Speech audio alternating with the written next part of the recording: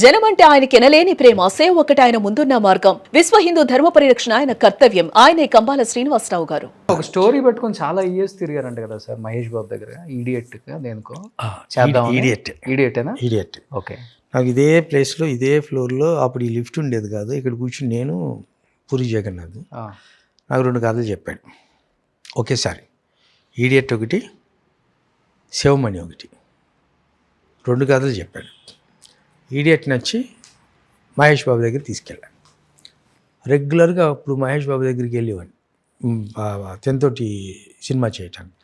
అప్పుడు తను Arjun cinema గుణశేఖర్ది sets వేసి ఆ టెంపుల్ సెట్ వేసి రెగ్యులర్గా వెళ్ళేవాడు అనమాట.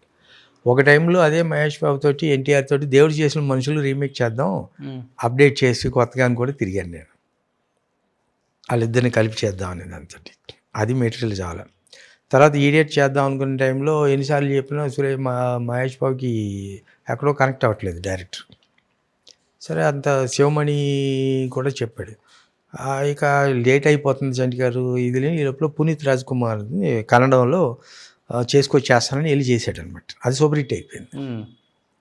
అది సూపర్ హిట్ అయిపోయిన తర్వాత తనకి ఇక్కడికి వచ్చి తన సొంతంగా చేసుకున్నాడు. ఎవరు ఈడియట్ వేరే ప్రొడ్యూసర్సు, అదే ఆయన అప్పట్లో ఇప్పుడున్న ఒక మినిస్టర్ వైజాగ్ తాలూకు అయితే ఆ ప్రొడ్యూసర్ ఆయన ఇంకొకరు కలిపి పూరి కలిపి చేసుకున్నారు. ఓకే. ఆ సినిమా ఎంఎల్ కుమార్ చౌదరి పేరు చెప్పి అప్పుడు అవును ఈడియట్ చేశారు. అది సూపర్ డూపర్ హిట్ అయిపోయింది. అవును. అక్కడి నుంచి రవితేజ వేరే రవితేజ లాగా ఉన్నాడు. పూరి కూడా వేరే పూరి వేరే పూరి అయిపోయాడు. రవితేజ 2 బాగా ఎగినాయి అనమాట. అలా మార్చేస్తారు లైఫ్నే. ఒకరికి నచ్చని కాదు ఇంకొకరికి నచ్చితే ఎలా ఉంటుంది అనేది. అది అట్లా చేతికి వచ్చిన మంచి మంచి స్టోరీస్ చాలా వదులుకున్నారు మీరు. చాలా వదులుకోవటం అంటే నా ఐ మే బి రాంగ్, నా చేతిలో నుంచి వెళ్ళినాయంటే ఐ మే బి రాంగ్ అయ్యి ఉండొచ్చు. అన్నీ ఎట్లా వెళ్ళి తర్వాత ఆలోచిస్తూ ఉంటుంటే మనం ఎందుకు ఒక స్టెప్ ఇలా ముందుకు వెళ్ళలేదు అని ఇప్పుడు అనిపిస్తూ ఉంటుంది. కానీ అప్పుడున్న స్టేజ్ వేరు. అవును. కానీ